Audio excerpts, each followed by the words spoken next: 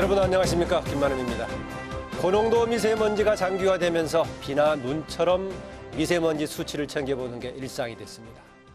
생활의 불편 정도를 넘어서 미세먼지는 국민 생명을 위협하고 또 국가 경제에도 심각한 손실이 되고 있습니다. 미세먼지 관련 법안이 최근에 국회를 통과한 뒤여서 조 단위 추경 편성을 검토 중인 상황인데요. 미세먼지에 보다 근본적인 해결책을 촉구하는 목소리도 커져가고 있습니다. 오늘 전문가들과 함께 그 해법을 고민해 보겠습니다. 오늘 서울은 사상 최악의 미세먼지. 미세먼지가 온 국민을 감옥에 미세먼지가 이상 주간 조치가 계속됩니다. 올 초부터 유례없는 고농도 미세먼지가 한반도 상공을 뒤덮으며 시민들의 불안도 가중되고 있습니다. 미세먼지의 불안감을 느끼는 국민은 10명 중 8명.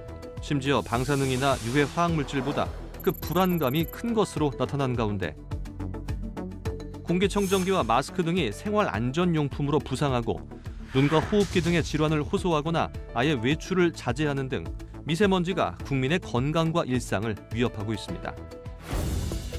사회재난의 정의에 미세먼지로 인한 피해를 명시적으로 규정하고 최근 국회에선 각종 미세먼지 대책 법안들이 통과되면서 미세먼지를 사회재난으로 규정하고 후속 조치들이 이어지고 있습니다.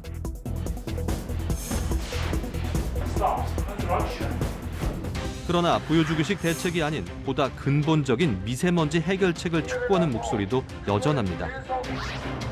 경유차나 석탄 발전을 감축하는 등 배출원을 통제하는 적극적인 노력과 공사장 가동 시간 조정, 노후 경유차의 조기 폐차, 대중교통 이용, 에너지 절약 등을 비롯한 국민의 동참도 요구되는데 이번 주 토론당당에선 미세먼지 전쟁, 보다 근본적이고 실천적인 대안은 무엇인지 심층 토론해 봅니다. 함께 하실 분들 소개해드리겠습니다. 건국대 환경공학과 김인신 석좌 교수 나오셨습니다. 어서 오십시오. 네. 연세대 의대 환경공해연구소 이명욱 교수입니다. 어서 오세요. 네, 안녕하십니까. 미세먼지 해결 시민본부 김민수 공동대표입니다. 어서 오십시오. 예, 안녕하세요. 환경재단 미세먼지센터 국장 지현영 변호사입니다. 어서 오세요. 네, 안녕하세요. 예, 미세먼지 지금 최근에 우리 사회의 중요한 지금 해결 과제 중에 하나인데요. 미세먼지 해결하려면은 여기에 대한 상당히 공통적인 또 문제식도 같이 가져야 할 것인데 우리 네 분의 전문가 또 활동가들께서는 어느 분야에 주목해서 지금 상황을 보고 계시는지 먼저 듣고 시작할까 합니다. 예, 먼저 김인신 교수님. 네, 이제 지난달에 현대경제연구원에서 그 미세먼지에 대한 국민 인식 조사를 했습니다. 예. 그 결과에 의하면 지난해 미세먼지로 인한 경제적 비용이 4조 230억 원에 달하는 것으로 추정된다고 했고, 예. 이것은 이제 국민 총 생산의 0.2% 수준이라 엄청난 우리가 사회적 경제적 비용이라고 생각할 수가 있겠습니다. 네, 경제적 비용에 주목해서 지금 말씀을 주셨고요. 이명욱 교수님은요. 예, 이게 지금 전문가들의 의견을 조금 귀를 기울여 주셨으면 좋겠는데요. 예. 사실은 이제 미세먼지 문제가 과거에 비해서는 오히려 좀 좋아지다가 약간 나빠진 이 상태에 대해서 국민들이 이렇게까지 불안감을 느끼는 데는 틀림없이 사회적인 어떤 문제점이 있거나 이 현실적인 부분들을 이해하고 있는 차이점들이 틀림없이 있다라는 겁니다. 따라서 이제 정부가 정책을 하던 대로만 하는 것보다는 예. 지금 이 문제점이 생기게 된 괴리의 이유와 그것들을 좁힐 수 있는 어떤 정책적인 방향성을 좀 가질 필요가 있다라고 보여집니다. 예, 김민수 공동대표께서는요. 저희는 이제 저희 단체 이름이 미세먼지 해결 시민본부거든요. 바로 직접적인 목적을 거두고 네, 있으니까. 그렇기 때문에 저는 정부가 내놓고 있는 각종 그 정책들이 정말 근본적인 문제 해결을 할 수 있는 정책이냐 아니면 면피용의 정책이냐 이것에 지금 중점을 보고 각종 나오는 정책들을 지켜보고 있습니다. 정부의 정책에 주목해서 보고 있다. 환경재단 활동가인 지현영 변호사는요. 네, 저희는 일단 미세먼지에 대해서 국민들의 불안과 공포가 높은 것은 사실이고 또 그 부분에 대해서 예산 투여나 이제 정책들도 많이 편성이 되고 있는데 단기적인 미봉책으로 가고 있는 것 같아서 예. 국민들의 그 불안에 이제 부응하지 못할 것 같다라는 부분에서 우려하고 있습니다. 예, 관련 분야 활동하시는 분들께서는 정부 정책에 지금 주목해서 보고 계시는 것 같고요. 우리 김인신 교수께서는 경제적인 손실, 경제적인 효과에 대한 상당히 이제 관심을 갖고 계십니다. 이명욱 교수님은 상당히 전문적으로 보자면 조금 개선된 부분도 있는데 국민들은 더 심각하게 느끼고 있는 그 괴리에 대한 뭔가 처방책과 진단이 필요하다 이런 얘기 같습니다. 그런데 좀 구체적으로 보자면 가장 뭐가 문제라고 보십니까, 지원영 국장께서는요? 일단은 배출원에 대해서 이제 학자분들께서도 이제 지적하시는 부분이 충분히 이제 분석이 되지 않고 또 예. 파악이 되지 않은 부분들이 있는데 그 부분에 대해서는 어느 정도 장기적인 접근이 필요한 것이고 그래서 그 부분에 대한 어떤 연구 그 예산의 집중이라던가 그런 부분이 필요하고 또 단기적으로 국민들이 느끼는 불안은 그 고농도일 때 이제 오게 되는데 그 부분에 대해서도 이제 좀 어느 정도 해결이 되는 모습이 필요하기 때문에 그 양자적 접근이 다 필요할 것 같습니다. 예. 김인식 교수님, 그 우리 정부의 정책이 미세먼지 관련 정책이 좀 나온 지 좀 됐죠? 네, 이제 실질적으로 우리 미세먼지가 이제 일반 미세먼지는 PM10이라고 그렇게 하고요. 초미세먼지는 이제 PM2.5라고 그러니까 이제 그렇게 입자 크기를 얘기하는 거죠? 예. 네, 10 마이크로 미만을 PM10, PM10 그다음에 이제 2.5 마이크로 미만을 이제 PM2.5라고 이제 얘기를 하고 있는데 사실은 이제 초미세먼지일수록 우리 폐포 깊숙이 들어가서는 여러 가지 이제 우리 건강에 영향을 주는 것으로 보고가 되고 있기 때문에 예. PM2.5에 대한 초미세먼지에 대한 관리라든가 이런 것은 나온 지가 불과 5년 안팎밖에 안 됐습니다. 예. 그리고 이제 또 이제 우리 정책 중에는 굉장히 즉흥적으로 대응한 정책이 조금 문제가 아닌가 이렇게 생각합니다. 그래서 이제 이런 결과적으로는 우리가 정확한 연구 결과에 기반을 둔 정책이 나와야 하는데 뭐 여러 가지 이제 미세먼지가 악화되다 보니까 정부에서도 빠르게 대응하다 보니까 나온 정책들이 때로는 이게 과연 일관성 있게 나갈 것인지 이게 이제 가장 큰 문제라고 생각됩니다. 예, 정책을 담당하시는 분들은 좀 섭섭하게 들으실 것 같아 보이기도 한데 지원영 국장 또 김윤신 교수 정책에 대해서 굉장히 아쉬움을 표했는데요. 황사를 했다가 미세먼지가 보통적인 단어가 된 게 그렇게 많은 오래된 것 같지는 않아 보입니다, 김 교수님. 이번 일에 촉발된 상황을 조금만 설명을 드리면 예. 사실은 이제 2012년부터라고 보셔야 하는데요.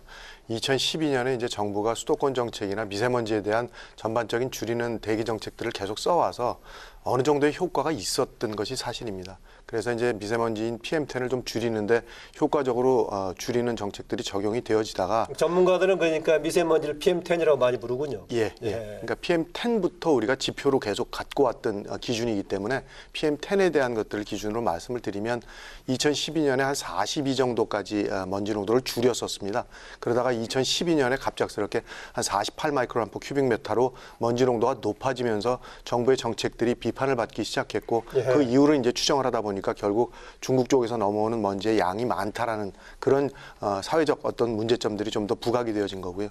또 마침 발맞추어서 그때 WHO에서 경유 내연기관에 대한 문제점과 2013년에 미세먼지를 1급 발암 물질이라는 정의로 좀 더 사회적인 어떤 파급이 이루어지면서부터 국민들한테 급격한 관심을 받게 돼서 결국 이제 미세먼지 문제가 우리의 일상생활의 사회적 문제로까지 파급되게 된 이유로 생각을 하고 있어서 이 문제점을 좀 더 그 정부에서 문제점 자체에 대한 그동안의 정부의 대책들은 어땠습니까?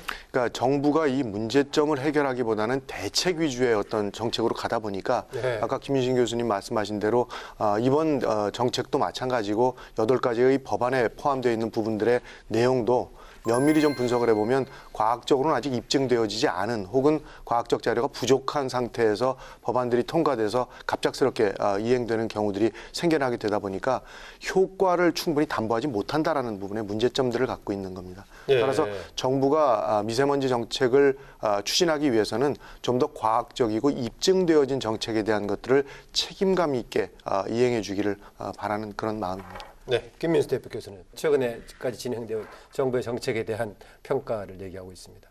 지금 사실 이렇게 보면은 삼척동자도 지금 미세먼지에 대해서 모르는 아이들이 없을 정도예요. 왜냐하면 미세먼지가 안 좋기 때문에 일단 놀이터를 못 가고 계속 마스크를 써야 하고 이렇기 때문에 지금 온 국민의 관심이 미세먼지에 쏠려 있는데요. 그렇다면 이렇게 정말 온 국민의 관심이 쏠려 있을 때 저는 이때가 저감을 할 수 있는 가장 좋은 기회라고 생각을 해요. 그런데 지금 국가가 내놓고 있는 정책은 근본적인 그러한 저감에 치중을 하기보다는 안에 들어가 있을 때 조금 안전할 수 있도록 뭐 측정기를 보급해주고 공기정화 장치를 보급해주고 뭐 공짜 마스크를 주고 뭐 이런 정책들인데요. 이것은 순간적으로 우리한테는 조금 도움이 될 거라고도 생각하실 수 있지만 이 모든 문제를 해결하는 근본적인 원인은 저감을 해야 되는 것이기 네. 때문에 국가 정책이 저는 첫째도 저감, 둘째도 저감, 셋째도 저감, 정말 총력을 기울여야 된다고 생각을 합니다. 네. 정부의 정책이 저감 중심으로 가야 될 것인데 마스크라든가 이런 쪽으로 지금 가고 있다라는 얘기였었는데 그런 과정 속에서 정부의 그러면 상황 인식과 일반 국민들의 문제 의식 간의 괴리가 있다고 보시나요? 저는 정부와 어떤 괴리라고 하기보다는요. 제가 이제 제일 처음 이제 이쪽으로 일을 시작하게 되었을 때가 한 2년 반 정도 전인데요. 예. 그때 저는 정말 공포감에 휩싸여 있었다. 그 말이 딱 맞는 표현일 것 같습니다. 이걸 조금이라도 내가 이걸 마시게 되면 금방 암에 걸릴 것 같은 그러한 공포에 휩싸여 있었기 때문에 첫 번째로 이제 얘기를 한 것이 우리 아이들 뭐 마스크를 쓰라고 얘기를 해달라 아니면 뭐 공기정화장치를 꼭 넣어달라 이런 요구들을 처음에 했지만 예. 제가 그게 이제 일반 시민의 시각이겠죠. 근데 제가 이제 이 일을 하게 되면서 점점 이렇게 여러 전문가분들과 또 정부와 얘기들을 많이 듣고 또 제가 그 공부를 하게 되면서 그 극도의 불안감을 이렇게 조금 내려놓을 수 있었다는 거. 그게 저는 이 미세먼지 대응을 위해서 일반 국민에게 있어서도 가장 중요하고요. 그리고 이런 공포심을 내려놓을 때 국민들이 정부에 대해서 올바른 정책을 요구할 수 있다고 생각을 해요. 그렇기 때문에 지금 이 일반 시민과 또 정부 그리고 전문가들이 있다면 네. 이 전문가들의 어떤 그런 고견들이 일반 시민에게까지 잘 전달이 되지 않고 있고 그래서 그 소통이 제대로 이루어지지 않기 때문에 일반 시민들은 정보의 홍수 속에서 정말 많은 미세먼지에 관한 정보를 접하지만 과연 어느 것이 정말 옳은 정보인지 그리고 내가 이 상황 속에서 어떻게 대응하는 것이 올바른 것인지에 대한 판단력을 흐리게 만드는 것이 지금의 상황이라고 생각이 들어요. 그렇기 네. 때문에 정부는 국민들에게 정말 올바른 미세먼지에 대한 올바른 정보를 적극적으로 전달을 하고 또 정부가 하는 얘기에 대해서 국민들은 거짓말이다. 우리를 속이려고 한다. 무마하려고 한다. 이런 의심을 하기보다는 저 말이 진짜 팩트일까? 라는 것에 대해서 열린 마음으로 정부가 하는 말들을 잘 들으시고 그리고 전문가들의 어떤 그런 의견들을 잘 들을 수 있는 기회가 굉장히 많이 있어요. 네. 많은 토론회들이 있거든요. 그런 자리에 그들만의 리그라고 생각하시고 놔두지 마시고 적극적으로 가서 참여하셔서 들어보시고 어떠한 말이 맞는 말인지 공부하시는 것이 정말 중요하다고 생각을 합니다. 사실은 이제 국민들이 이해를 아직 정확히 잘 못하고 있는 것도 틀림없는 사실이고 언론에서는 이런 부분들을 흥미 위주로 좀 더 크게 예. 침소봉대에서 표현을 하다 보니까 국민들의 불안감이 사실은 더욱더 커진 그런 것들이 지금 현재 우리 사회에 팽배해 있는 현상이라고 말씀을 드려야 될 것 같습니다. 정부는 현재까지 정책을 사실은 효과적으로 못 해왔기 때문에 미세먼지 문제가 절대적으로 해결이 안 되고 있는 것도 틀림없는 사실이다 보니까 국민들한테 변명 아닌 변명을 하는 것 같은 입장이 돼서 예. 충분한 설득력 있는 얘기를 못 하고 있는 것들이고 전문가 역시도 어느 쪽의 입장에서 표현한 것처럼 국민들한테 매도를 당하니까 정확한 진실을 전달하는데 메신저의 역할을 충분히 못 하고 있는 것이 현재 상황이다 보니까 정확히 표현하면 미세먼지 문제는 2012년까지 줄어들다가 조금 나빠진 것이 현재의 상태이고 그걸 갖고 국민들의 건강에 대한 문제가 급격히 늘어났다라는 표현은 사실 현재의 상태를 정확히 진단했을 때는 맞지 않는 표현이라고 말씀을 드려야 할 것 같습니다. 조금 나빠졌는데 최근에 문제를 심각하게 느끼는 것은 뭐 고농도 기간이 길어서 그런가요? 아니면 다른 변수가 있는 건가요? 여러 가지의 사회적 변수가 있었는데 더더군다나 정부가 갖고 있는 대책들이 국민들이 호응하기에 조금 어려움이 있었다라는 예. 겁니다. 그러니까 고농도 비상저감 조치라는 것을 효과적으로 이행해내거나 줄이는데 효과가 있는 정책이 아니었기 때문에 국민들로부터의 비판이 커졌는데 하필이면 자연의 현상 중에 일부의 나쁜 현상들이 지금 좀 겹쳤는데요. 예. 이게 지금 배출원에 대한 파악도 안 돼 있다, 배출량도 모른다, 어디로부터 오는지도 모르는 것도 틀림없는 사실이고 중국으로부터 넘어오는 거에 대한 정확한 판별이 안 된 것도 사실입니다. 그런데 더더군다나 지금 전 세계적으로 이제 지구온난화라는 현상들이 있다 보니까 예. 기상의 변화가 많이 생깁니다. 그 중에 이제 우리 우리나라에서 생기는 기상의 변화도 조금 있는데 뭐 편서풍토의 정체 뭐 이런 거 얘기하는데. 예, 그 중에 이제 가장 대표적인 게 이제 바람의 길이가 좀 일단 변했는데요. 그러니까 시베리아로부터 이렇게 돌아오던 바람이 만주로부터 직접 넘어오는 거리적인 문제가 생겨서 예. 일단 중국으로부터의 영향이 좀 더 커질 수 있는 개연성이 생겼다라는 것과 그다음에 올겨울 같은 경우 아마 기억들 해보시면 온도가 굉장히 높았습니다. 그러다 보니까 결국 시베리아 쪽으로부터 내려오는 북풍이 굉장히 적었다라는 것들이고 그러다 보니까 서풍 계열의 바람들이 많아서 결국 중국의 영향이 커질 수밖에 없었다라는 이유가 있고요. 또 한 가지의 이유는 바람의 속도가 지금 줄어들고 있습니다. 그러니까 서울 같은 경우에 2017년이 한 2.3m/s 정도였던 게 지난달, 그러니까 1월 달이 1.8m/s로 굉장히 바람의 강도가 줄어들고 있는데 이 바람의 강도가 준다는 것은 결국 발생된 먼지와 같은 오염물질을 멀리까지 이동시키는 역할이 굉장히 자연에서 줄었다라는 의미를 갖고요. 또 한 가지는 비가 굉장히 많았습니다. 올겨울에 네. 아마 강우 일수가 굉장히 적었던 것들을 기억을 하실 텐데 네. 공기 중에 차있던 오염물질을 줄이는 효과가 상대적으로 적었기 때문에 자연의 현상마저도 지금의 오염을 좀 더 부추기는 그런 역할이 되어지고 말았습니다. 예, 몇 가지 또 질문 추가로 의문점이 있긴 한데 나중에 드리기로 하고요. 지현영 국장 어떻습니까? 지금 전문가들 얘기 또 일반 국민들의 인식 또 이것이 잘 얼마나 정부 정책이 잘 반영되고 있는가 그런 관점에서 얘기하고 있습니다. 네, 그 불안 공포 면에서도 그렇지만 예. 그 무력한 면에서도 이제 국민들이 많이 느끼는 감정인 것 같습니다. 미세먼지 문제에 대해서 답이 없다, 해결할 수 없다라는 그런 인식이 팽배한 데에는 어느 정도 이제 정부의 메시지가 신중하지 못했던 점도 이제 기여를 한 것 같습니다. 그 동안에 뭐 클린 디젤 정책이 있었는데 이제 그 부분을 또 다시 폐기하고 한 부분이라던가 뭐 고등어에 대한 이야기, 뭐 예. 중국에 대한 이야기, 인공 강우에 대한 이야기 이런 것들이 이렇게 하나하나 일관성 없이 이제 나가다 보니까 사실 국민들이 이제 여유가 있으셔서 이 부분에 대해서 차근차근 공부를 하실 수 있으면 좋지만 대부분 생업에 바쁘시기 때문에 이 가장 심한 시기에만 그 나오는 메시지들을 단어 위주로 이렇게 듣게 되고 그런 부분들이 이제 자꾸 거리가 이제 생기게 그 하는 원인이 되는 것 같습니다. 그래서 최대한 이제 고농도일 때는 그 부분이 이제 빨리 해결될 수 있도록 이제 강력한 정책을 쓰는 데 이제 집중을 하고 소위 이제 미세먼지 비수기일 때도 네. 손을 놓지 않고 계속 그 교육하고 소통을 하고 이해를 넓혀가고 또 그 배출원에 대한 분석을 통해 과학적인 접근을 하는 그런 상시적인 그 연구가 필요하다고 생각합니다. 예. 김인수 대표께서는 직접 생활에서 정말 심각하다 느껴서 이제 이 분야에 활동하겠다라고 했었는데 이게 가족 내부에서도 애들한테 미세먼지 대비책 얘기하다가 보면은 갈등도 생기고 그렇다는 보고들도 있습니다. 아무래도 이제 제가 주부다 보니까 네. 미세먼지가 안 좋을 때 가장 어려운 것이 온 가족이 다 같이 식사하는 이제 저녁 시간에 그걸 준비를 해야 되는데 아이는 뭐 예를 들면 엄마 오늘은 고기가 먹고 싶어 이렇게 얘기했는데 아니 오늘은 공기가 안 좋아서 고기를 못 구워 이렇게 얘기하는데 왜 그러면 고기는 언제 먹을 수 있어? 그러면 공기가 좋아지면.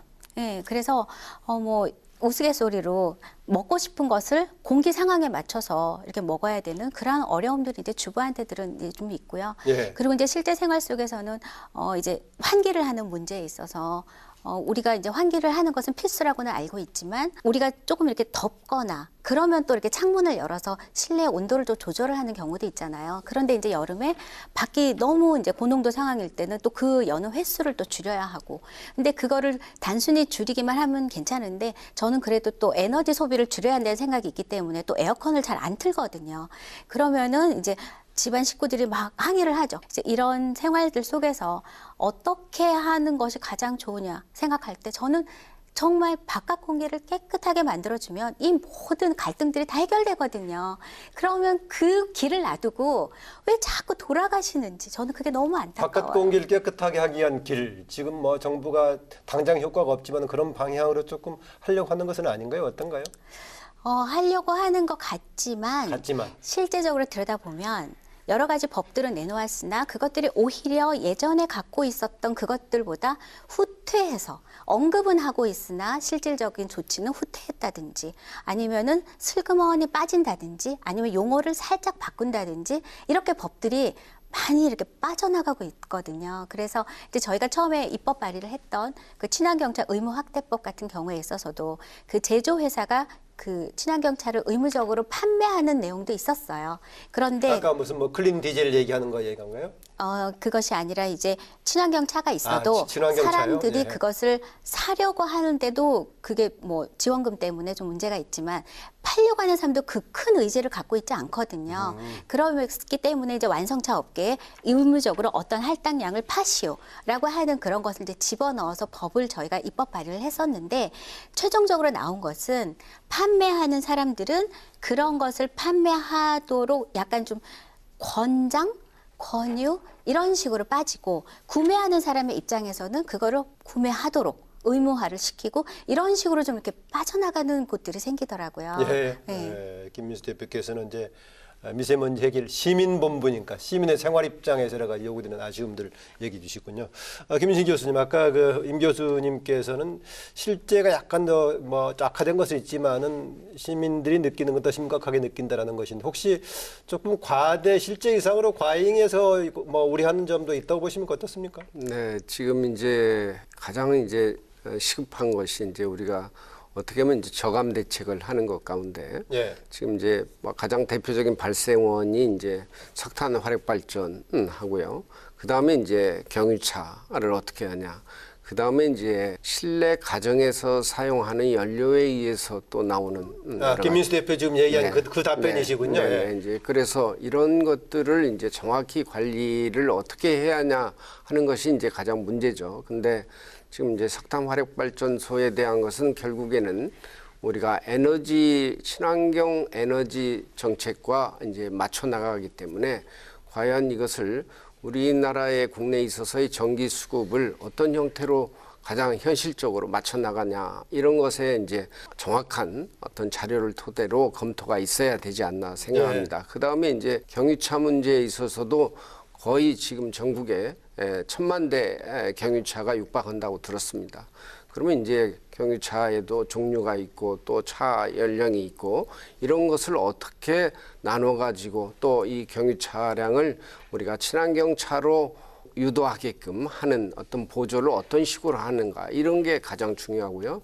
우리가 이제 또 바깥에서의 이 미세먼지 문제뿐만 아니라 우리가 자연히 이제 지금 최근에 조사에서 보면은 미세먼지 악화로 인해서 제일 먼저 시민들의 어떤 실외 활동 자제가 굉장히 많은 부분을 차지함으로 인해서 네. 실내에서 생활한다. 이게 한 35% 정도로 굉장히 우위를 차지하고 있습니다.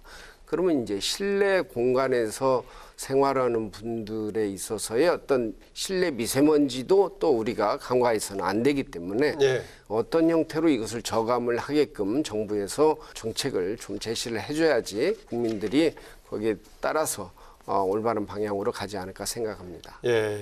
김인신 교수는 계속해서 기초 연구에 조금 더 강화 필요성 여러 가지 체계적인 대책을 이제 강조해 주시는데요. 임 교수님, 그 직접적으로 봤을 때 어쨌든 간에 이 미세먼지 때문에 관련된 질병 환자들이 많아진 건 사실이죠. 네, 지금 뭐 응급실 내원 환자나 지금 호흡기 심혈관 계통의 질병들이 조금 느는 것은 틀림없는 사실입니다. 예. 그러니까 결국은 지금 미세먼지는 건강에 대한 문제점입니다. 그러니까 1980년대부터 이미 호흡기 질환이나 심혈관 계통의 질병의 주요 원인으로 작용을 하고 있고 특히나 이제 미세먼지가 피해를 주는 것은 건강한 성인들보다는 약한 사람들에 대한 피해입니다. 그러니까 이제 민감군이라고 보통 우리가 정의를 하는데 예. 어린이라든가 노약자라든가 임산부 혹은 호흡기나 심혈관 계통의 질병을 갖고 있는 사람들한테 직접적인 피해들이 일어날 수 있기 때문에 약한 사람들을 보호하기 위한 정책의 가장 첫 번째의 출발점이 바로 미세먼지 정책이라고 이해를 하시면 건강 피해를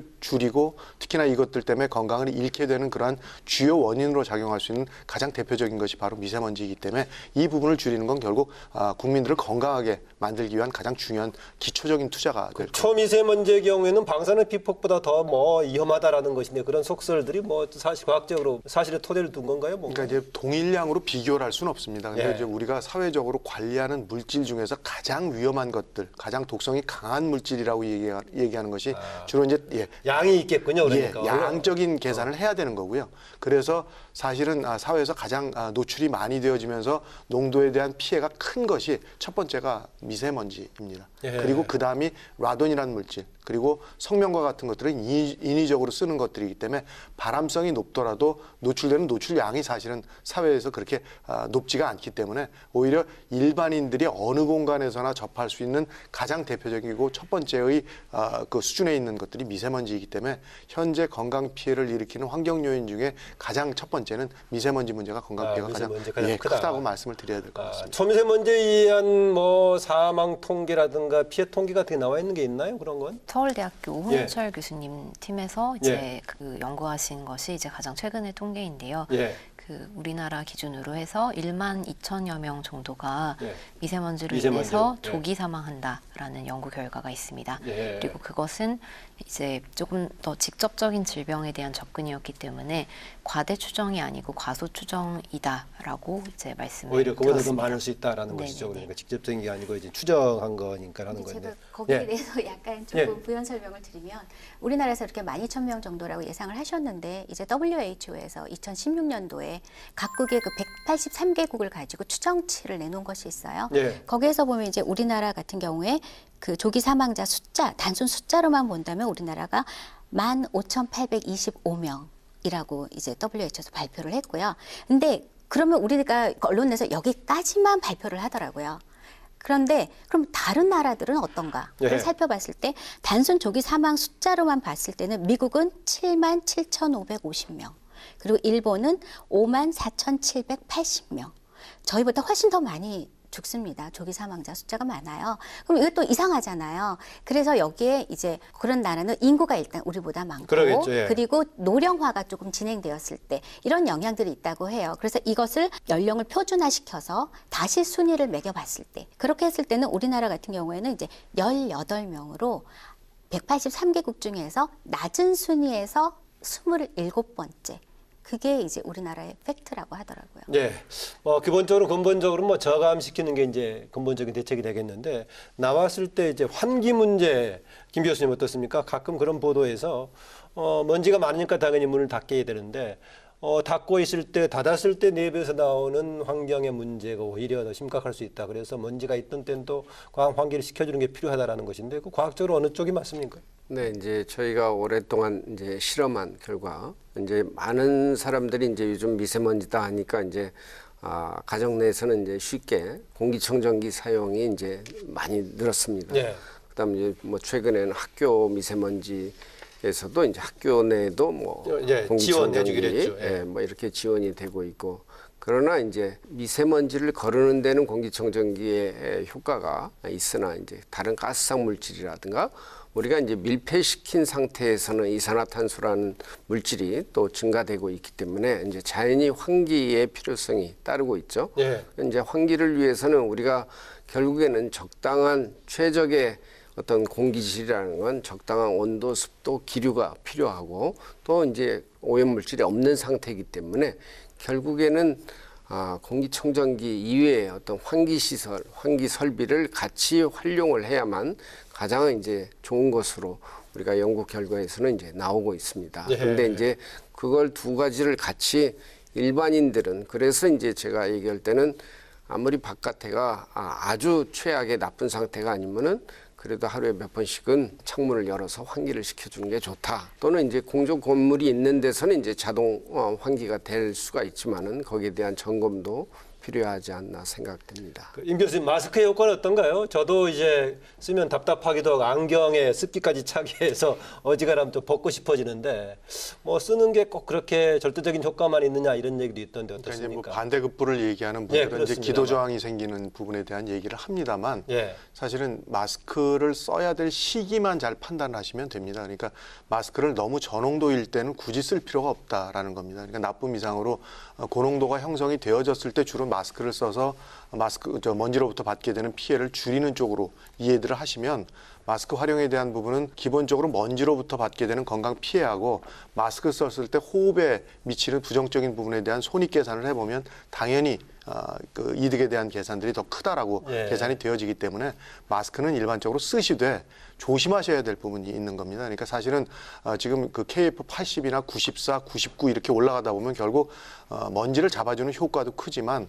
공기가 통과되는 통기량도 우리가 말하는 숨 막히는 거죠. 예, 같이 줄어듭니다. 그러다 보니까 그 이해를 잘해야지만 사실은 먼지에 대한 이해를 잘못하고 있는 분들이 먼지를 조금만 마셔도 아주 급격한 건강 피해가 생긴다라고 생각을 해서 먼지를 하나도 안 마시겠다라고 꼭 붙들다 보면 결국 호흡곤란에 대한 문제점들이 생겨날 수 있는 개연성들이 있어서 특히 아이들이라든가 이 먼지에 대한 이해를 잘못하고 있는 집단들은 마스크 썼을 때 오는 호흡의 거부 반응에 대해서는 바로 즉각적으로 마스크를 띄는 그런 이해력과 연습들을 시키는 것이 굉장히 중요한 일입니다. 민 교수님 뭐 지적은 상당히 우리가 참고해야 될 얘기 같습니다. 이게 이제 생활 습관과 관련이 있는 것 같아요. 네. 그러니까 이제 실질적으로 건강한 사람은 뭐 써도 어떤 특별한 문제가 없지만은 노약자들이라든가 네. 또는 호흡기 질환을 앓고 있는 사람은 이제 그걸 장기간 썼을 때는 그런데 이제 조금, 대체로 취약한 분들이 더 민감하게 쓸 가능성이 있거든요. 그렇죠. 예, 네. 되게 조금 건강한 사람은 덜 쓸 가능성이 있고요. 근데 저는 오히려 이제 취약한 사람이면은 예.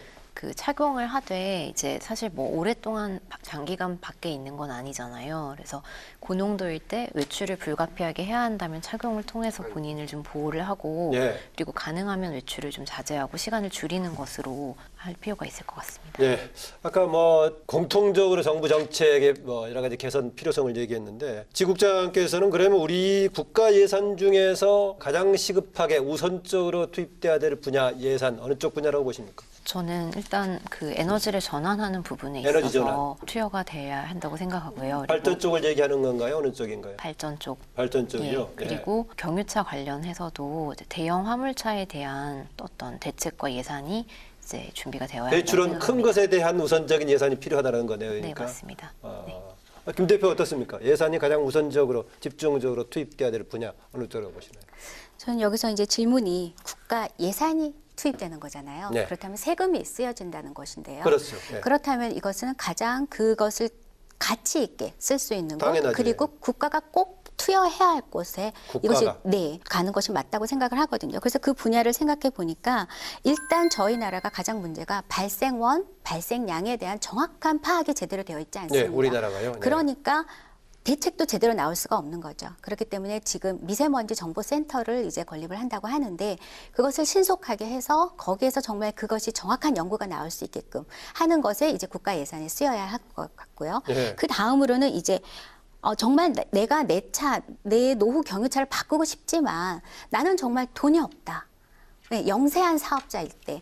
그렇기 때문에 저희 나라는 지금 어떤 문제가 있냐면 예를 들어서 학교 통학 버스 같은 것을 바꿔줄 때도 지원금이 동일하게 500만 원 이런 식으로 지원금 혜택이 가거든요. 그렇다면 누구는 그 500만 원만 지원금을 받아도 자기 부담금을 감당할 수 있는 그런 사업자들이 있지만 대부분 노후 경유차를 사용하시는 분들은 그런 경제를 갖지 못한 분들이 많거든요. 네. 그렇다면 그런 분들에게 가장 영세한 순서대로 그리고 가장 또 노후한 차량 순서대로 이렇게 조금 조건들을 조금 좁혀서 그런 분들이 자기 부담금을 그렇게 많이 갖지 않아도 신속하게 바꿀 수 있게끔 국가가 지원을 하는 것이 훨씬 더 효과 있는 정책이 아닐까 그렇게 생각을 합니다. 네.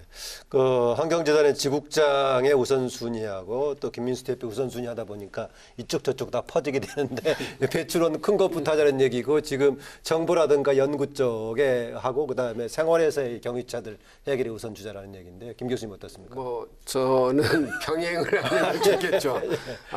어쨌든 간에 지금 가장 중요한 큰 덩어리의 어떤 발생원에서는 화력발전에 대한 어떤 형태로든 그 친환경적인 에너지 전환 정책으로 바꿔야 된다. 과연 그러면 어떤 방향으로 나가느냐. 여기에 대해서 이제 좀 심도 있는 또 정확한 자료를 토대로 현실에 맞게끔 좀 바꿔야 된다는 거고요. 그다음에 이제 경유차도 마찬가지로 종류가 너무 많고 또 여기에 대한 우선적인 혜택을 어떤 형태로 보조를 해주냐 이건 이제 빨리 정해야 되고 지금 이제 말씀하신 것처럼 가장 이제 서울뿐만 아니라 전국의 지자체별로 발생원이 전부 다릅니다. 대도시에 있어서는. 예. 그렇기 때문에 배출원 자료 목록을 정확히 우선 파악을 해야 하는데 그게 안 돼 있기 때문에 어떤 정책이 그냥 정책적으로 국가적으로 일괄 통일된 정책을 펴나가면은 지자체별 발생되는 발생원을 규제하는 데는 굉장히 어려움이 따르기 때문에 예. 이제 우선 그런 배출원 자료 목록을 확실하게 파악하기 위한 기초 연구도 병행이 돼야 된다고 생각합니다. 네. 김인신 교수는 계속해서 지금 그 기초 연구의 아쉬움을 절감하고 계셔서 이제 계속 얘기해 주시는 것 같은데요. 어떻습니까? 임 교수님께서는 정책의 시급한 또 먼저 투입돼야 될 분야 어느 쪽이라고 보십니까? 뭐 앞에 얘기된 배출원에 대한 얘기나 과학적으로 사실은 지금 우리나라가 제일 그 부족한 부분이 미세먼지의 발생을 잘 모르고 있습니다. 그러니까 이해되어 있는 부분보다는 아직도 이해하지 못하고 있는 부분들이 많은데, 예를 들어 나사에서는 뭐 2차 먼지를 무려 이 PM2.5에 대한 원인 중에 85% 가까이가 그쪽에서 올 것이다라는 추정도 했지만, 국내에는 아직 연구가 이제 시작된 지 한 2, 3년밖에 되지가 않았습니다. 그러다 보니까 현상에 대한 부분들도 규명이 거의 안 돼 있고, 또 많은 부분을 설명을 해서 발생이 얼만큼 이루어졌는지에 대한 해석이 돼야 되는데, 이 부분이 극히 미진하다. 다른 경제력이라든가 다른 뭐 발전 수준에 비춰봤을 때 미세먼지 관련 부분 우리나라가 상대적으로 아주 후진 상태군요. 그러니까 그 미세먼지 문제가 큰 나라치고는 연구가 굉장히 안 돼 있다라고 봐야 되는 거고요. 더 나가서 이제 또 한 가지 빠져 있는 부분이 뭐냐면, 이거를 정부 공무원들이 이제 이행을 해야 합니다. 그런데 사실은 지금 환경부는 미세먼지 업무를 굉장히 회피하는 분위기로 가 있을 만큼 분위기가 안 좋다는 문제점이 있고, 할 수 있는 사람들이 몇 없다는 데 문제가 있습니다. 그러니까 실제 문제는 굉장히 크고 광범위한 문제임에도 불구하고 실제 문제 해결에 투입될 수 있는 인력이 극히 제한적이고, 예를 들어 예보 체제를 갖고 있는 쪽에 지금 투입되는 공무원이 8명이 3교대를 하고 있답니다. 그러다 보니까 실제 국민들이 원하는 이 정확한 수준에 대한 예측을 하고 예경보를 통한 우리 행동에 대한 여러 가지의 변화를 근거로 할 수 있는 부분들이 극히 제한적이다 보니까 연구를 할 수 있는 인프라를 일단 정부 조직에서 좀 더 보강을 해야 되는 거고, 이게 중앙행정부에서 지자체로 내려가면 아예 업무적인 구분이 안 돼 있답니다. 그러다 보니까 결국 중앙행정부에서 연결된 지자체로의 어떤 연결고리와 그것들을 해결할 수 있는 인프라 구축이라는 부분이 미세먼지 문제 해결에선 굉장히 중요한 그동안에 그 환경과학원 이런 데서 이런 분야를 집중적으로 하지 않았나요? 과학원이 재작년까지 우리나라 미세먼지 전체 배출량을 계산하는 공무원이 딱 한 명이었습니다. 아하. 그러다 보니까 실제 우리나라에서 이 미세먼지에 대해서 기본적으로 연구를 하고 있거나 관리하고 있는 인력이 극히 제한적이고, 민간 부분의 인력들만 어느 정도 좀 양성이 되어 있다 보니까 실제 이런 것들이 효과적으로 관리하는 데 근거로 쓰이기에는 극히 제한적인 부분들이 있다라고 보셔야 합니다. 네. 네, 그 이번에 미세먼지 종합센터를 만드는 부분에 대해서 이제 그 부분을 강행 규정으로 개정하는 것이 그 법안 중에 한 내용으로 들어갔는데요. 그 원래 이제 그 대기 문제를 주관하는 대기보전법상에도 대기종합정보센터를 이제 만들 수 있다라는 규정이 있습니다. 그리고 2016년에 그 부분에 대해 예산을 확보하려고 이제 추진을 했었는데, 결국은 예산을 마련하지 못해서 그런 센터를 근거가 있음에도 이제 추진하지 못했던 그런 부분이 있습니다. 그래서 항상 그 기본 연구에 대한 투자가 미흡했던 것이 지금 와서 큰 사태로 결국은 터지게 된 부분이 아닌가라고 생각을 합니다. 네, 연구 또 관련 분야에 대한 필요성은 다시 공히 강조해 주셨는데, 아까 크게는 에너지 전환 정책 관련 얘기를 해주셨고, 또 하나 이제 경유차 관련 얘기했는데요.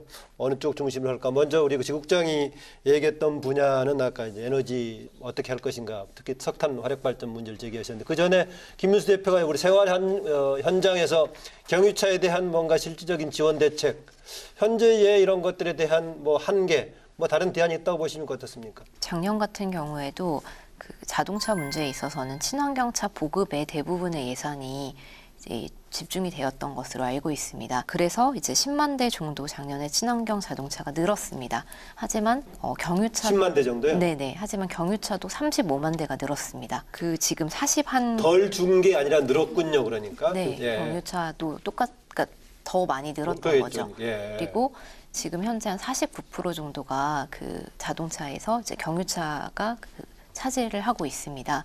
그래서 친환경 보급은 장기적으로 가야 할 문제이지 단기적인 효과를 보기에는 그 경유차에 대한 규제가 더 필요할 것 같고, 그리고 대안이 있는 경유 승용차의 경우에는 상세한 금지를 한다던가 라는 식으로 하는 부분이 필요할 것 같습니다. 왜냐하면 지난 10년간 그 늘어난 경유차 중에서 그 승용차의 비중이 87%에 해당합니다. 외제차라던가 이제 그리고 클린 디젤 정책 이런 부분이 있으면서 예. 경유 외국 승용차에 대한 확대가 되었던 부분들이 영향이 있지 않나라고 생각합니다. 지금 일몰 비슷하게 해가지고 경유차 생산 일정은 지금 이미 지금 제한이 돼 있는 상황 아닌가요? 아닙니다. 아닌가요? 지금 현재 경유차에 대해서는 조금 정부가 좀 강한 정책을 펼 필요가 있는데요. 예. 그러니까 뭐 지 변호사님 얘기했는데 작년에만 해도 휘발유 차량이 한 16만 대가 팔렸고 경유 차량이 아직도 46만 대가 팔릴 정도로 경유에 대해서 국민들은 아직도 거부감이나 상대적인 효과라고 생각하는 부분들이 크다라는 겁니다. 일단은 연료 비용이 싸고 연비가 좋다라는 그 장점 때문에 배출되는 오염 물질에 대한 부분들을 감안하지 않은 정부의 국민들의 인식이 너무나 팽배해 있다라는 것이 사회적인 문제라고 보고요. 더더군다나 경유 내연 기관에 대해서는 사실 정부가 일단락을 짓는 의미에서 국민들한테 일단 설명을 해야 합니다.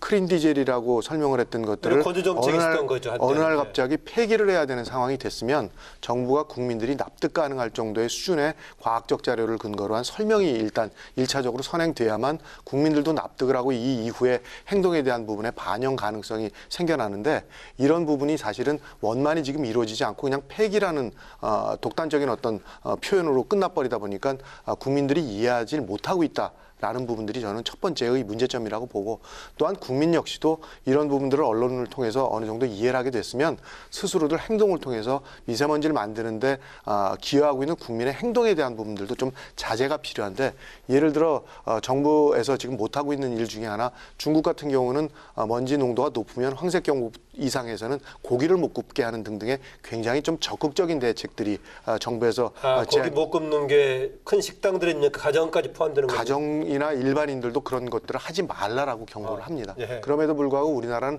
경유자동차, 뭐 소각에 대한 부분들이라든가 여러 가지 일상생활 부분에서 국민들한테 불편을 주면 정치적으로 좀 어려움이 있다라고 생각을 해서 너무 이런 부분들이 약하게 적용이 되다 보니까 실제 효과로 연결되는 그런 부분들이 아주 미진한 부분이라고 좀 말씀을 드려야 될 것 같습니다. 노후 경유차, 조기 폐차 지원 등등이 나오고 있지만 실제로는 계속 생산되면서 많이 구입되고 있다. 심각성을 그렇게 못 느끼고 있다는 지적이신데요. 강력한 규제 내지는 어떤 지원 정책으로 바꿔줘야만 이게 효과를 보지 결국에는 이런 정책만 이렇게 설정돼 있지 이걸 시행하는 데 있어서 장기적인 계획으로 하면은 효과를 볼 수가 없는 거죠. 예. 그래서 중국처럼은 못하더라도 최소한 우리가 빠른 시간 내에 효과를 볼 수 있다는 것은 결국에 국민의 건강을 우리가 건강 영향을 개선하겠다는 의지를 정부가 확실하게 보인다면은 보다 강력한 어떤 규제 내지는 지원책이 필요하지 않나 생각됩니다. 김민수 대표도 역시 최근에 추가로 거론이 되고 있는 차량 이부제 이런 것 문제보다도 경유차 문제가 우선적인 해결을 가져라고 보십니까? 이제 차량 이부제 같은 경우에는 일단 저희가 그 88 올림픽 때를 생각하면 그 교통 양을 줄이는 데는 굉장히 효과적이라고 생각을 하고요. 예. 지금 이게 경유차가 이렇게 문제가 된다면 저는 오히려 차량 이부제보다는 차량 등급제를 조금 더 강화해서 지금 5등급 차량 이제 비상저감 조치 때 제한 조치를 하는데 뭐 4등급 확대, 뭐 3등급까지도 확대 이런 식으로 해서 책임을 많이 져야 할 사람들이 더 많이 불편하도록 이렇게 하는 것이 이 경유차를 좀 일단 덜 규제 강화를 얘기하는 거군요, 그러니까. 그렇죠. 예. 그러니까 뭔가 좀 페널티가 주어져야 경유차를 이제 사용하시는 분들도 내가 이 차를 사용하면 좀 불편하구나. 이렇게 생각돼야 경유차를 사는 것을 좀 신차 구매율도 떨어뜨릴 수 있을 거고요. 그리고 계속 불편하면은 또 중고차를 이제 매매를 하고 다른 내연기관 차로 또 바꿀 수도 있고요. 네. 그렇기 때문에 그 권유할 때 뭐 지원이 더 강화될 필요가 있다고 아까 얘기하신 것 같던데요. 경유차를 뭐 조기 폐차한다, 다른 차로 바꿀 때 지원이 필요하다는. 네, 그런데 지금 또 저희가 문제 삼고 있는 건 뭐냐 하면요. 이 경유차를 조기 폐차를 하고 또 경유차를 사도 그 지원금을 줍니다. 이런 정책은 정말 너무 어리석은 정책이라고 생각을 해요. 그리고 그 승용 SUV 주로 여기에 조기 폐차 지원금이 또 많이 갑니다. 왜냐하면 그런 분들은 자기 부담금을 얼마든지 내고 새 차를 구입할 수 있으니까요. 경유차 조기 폐차하고 나서 다시 경유차로 구입한 사례들이 종종 있나 보죠. 많습니다. 많다고요. 네. 네. 그렇기 때문에 이 정부의 정책이 그래서 건의를 했어요. 최소한 다시 경유차를 살 때는 이걸 주지 말아야 되지 않느냐. 근데 이게 또 문제가 있는 것이 SUV 차량 같은 경우에 이제 가솔린 SUV 차량도 있기 때문에 그렇게 네. 대체를 할 수 있는데 트럭 같은 경우에 있어서 뭐 전기 트럭이라든지 뭔가 이런 다른 게 네. 지금 상용화돼서 나와 있는 게 또 조금 없는 상황이다 보니까 이런 분들은 내가 노후 트럭을 폐차를 해도 다시 또 경유 트럭을 살 수밖에 없는 이런 문제점이 또 있는 것이 사실입니다. 그리고 저는 이 자동차 정책에 있어서는 이 자동차 자체를 줄이는 거 그것이 굉장히 중요하다고 생각을 하고요. 자동차 자체를 누르면은 다른 무동력이라든가 아니면 걷기라든가 이런 걸 얘기하는 건가요? 그리고 대중교통 대중교통. 이용을 조금 더 쉽고 편리할 수 있게 하면은 사람들이 내가 내 차를 이용해서 움직이는 것보다는 대중교통을 이용하는 이용률이 올라갈 것이고요. 그리고 예. 저는 이 운행 거리를 줄여주는 것도 효과가 있을 것이라고 생각을 하기 때문에 환승 주차장, 그러니까 지하철역 근처에 예. 환승 주차장을 좀 확충해 주는 것도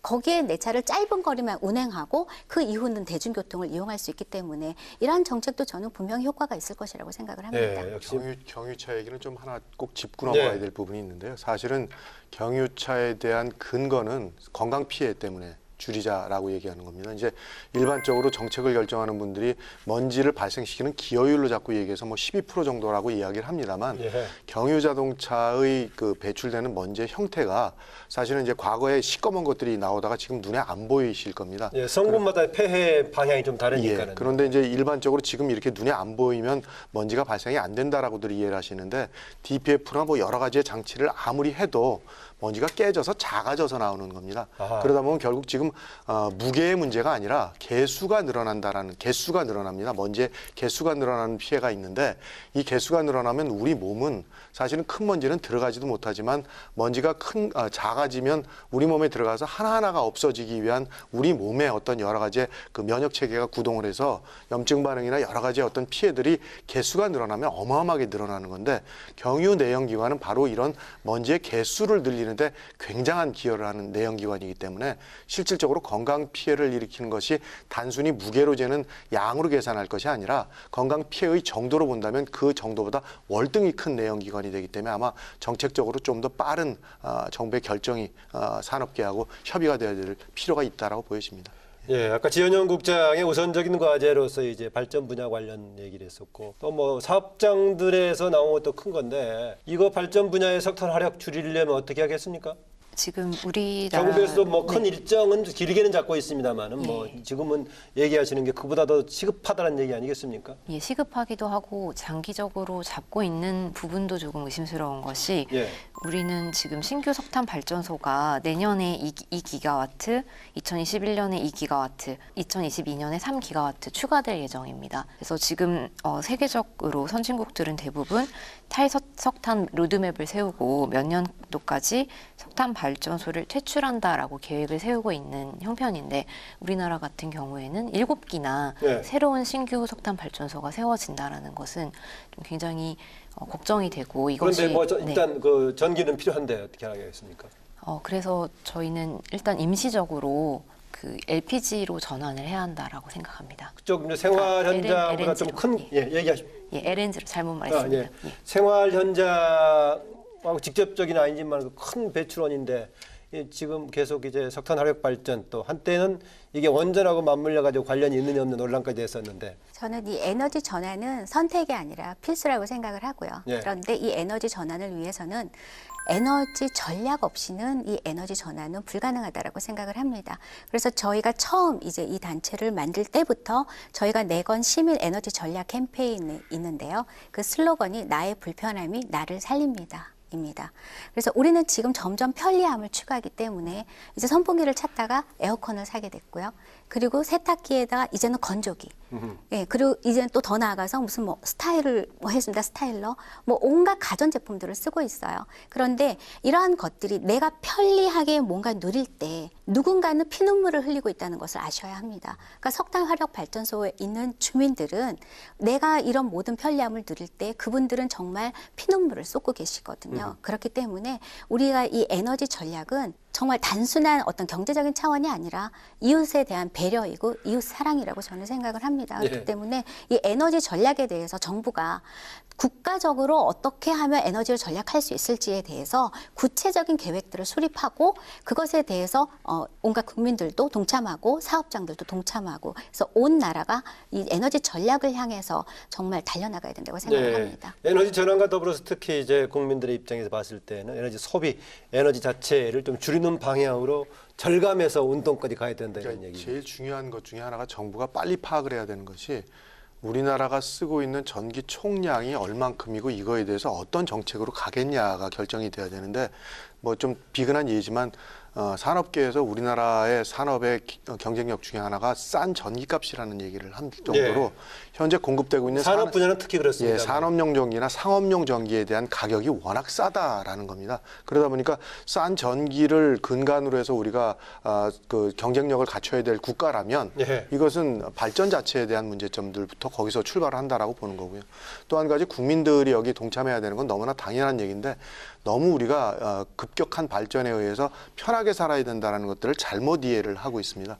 한겨울에 전부 반바지에 반팔을 입고 집에서 지내야 되고 한겨울에는 추워서 에어컨을 켜고 이불을 덮고 자야 된다는 이런 잘못된 생활의식 속에서 결국 에너지 정책 전체는 전반적으로 국민들이나 산업계에 잘못 인식되어 있는 부분부터 출발하기 때문에 이런 것들을 어떻게 하면 좀 더 효과적으로 우리가 활용할 수 있는 정책으로 가겠느냐를 정부가 좀 면밀히 따져볼 필요가 있다고 보여집니다. 뭐 보니까 하시는 말씀은 굉장히 많이 남아 있는데 시간은 다 돼서 마무리해야 할 것 같습니다. 그래서 마지막에 강조하고 싶은 점 그리고 국회의 입법적인 뒷받침 등을 통해서 국회에 주문하고 싶은 점 포함해 가지고 짧게 마무리 말씀 부탁드립니다.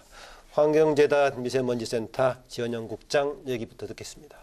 네, 작년에 국회 미세먼지 특별위원회가 만들어지고 한 5차례 정도 이제 회의를 했던 것으로 알고 있습니다. 그러나 이제 각 부처의 이제 업무 보고를 받고 그 뭐 질책을 하고 하는 정도에서 끝났던 점이 아쉬웠습니다. 그런 부분이 지속적으로 특유의 형태거나 아니면 이제 다른 환경노동위원회의 형태로 점검을 지속적으로 하고 정책이 환경부뿐만 아니라 산자부라던가 국토부 다 이제 다각도로 이제 실행이 될 수 있도록 감시하는 역할을 해주셨으면 좋겠습니다. 네, 김민수 대표. 저는 저감 정책에 총력을 기울여 주실 것을 국회에 당부드리고 싶습니다. 그리고 국회의원분께서 직접 미세먼지에 대해서 정말 많은 공부를 또한 하시기를 또한 요청드립니다. 그래야만 진짜 좋은 정책을 내놓을 수 있다고 생각을 하고요. 공짜 마스크, 공기 정화 장치 이런 걸로 해결되지 않습니다. 오히려 그것은 미세먼지를 더욱더 발생시킬 뿐입니다. 진짜 해결인 미세먼지 저감이 되려면 산업 부분을 건드리지 않으면 안 됩니다. 미세먼지 정책은 친기업적인 정책이 아니라 반기업적인 정책이 되어야 합니다. 용기를 내어 나라를 살리는 적극적인 저감 법안을 만들어내시기를 국회에 요청드립니다. 네, 이명욱 교수님. 미세먼지 문제는 해결할 부분이 워낙 많습니다. 그래서 가장 중요한 의미로 일단 기초에 충실해 달라고 말씀을 드리고 싶습니다. 미세먼지가 왜 발생되는지 어느 부분에서 나와서 어떻게 관리해야 되는지에 대한 기본적인 투자부터 이루어져야만 실질적인 효과를 거둘 수 있는 정책이 연결이 될 수 있기 때문에 가장 기본적인 일에 좀 더 충실하게 투자하고 관심을 갖고 관리를 해줬으면 좋겠습니다. 네, 김윤진 교수님. 네, 그 미세먼지 저감을 위해서 쉽게 하는 방법 가운데는 도시에 있어서 어떤 녹지 조성에 대해서 이것을 좀 간과해서는 안 되고 앞으로 공기산업 분야를 육성하기 위해서 저는 개인적으로 공기자원공사 같은 것을 한번 생각해보면 어떤가 제안합니다. 오늘 네 분의 특히 이제 저한테 또렷하게 들어온 것은 뭔 것의 발생 이후의 대책보다는 저감의 노력이 우선 필요하다는 점을 강조해 주신 것 같고요. 다른 우리나라 여러 가지 발전 수준에 비추어 봤을 때 미세먼지에 대한 또 미세먼지 상황에 비추어 봤을 때 여기에 대한 뭔가 연구라든가 대비는 좀 약한 상황인데 여기에 대한 기초적인 연구가 필요하다는 점을 공히 조금 받아들여야 되지 않나 생각입니다. 네 분 고맙습니다. 감사합니다. 국민들이 마음 놓고 숨 쉴 수 있는 권리, 어쩌면 당연한 이 권리가 이제 반드시 지켜내야 될 과제로서의 최대 난제가 되고 있습니다. 그 해법이 결코 간단치 않지만 정부와 국회의 일관된 강력한 실천 의지와 전 국민의 관심, 또 이런 동참으로 인내심을 갖고 하나씩 풀어가야겠습니다. 도론당당 저는 다음 주에 뵙겠습니다. 안녕히 계십시오.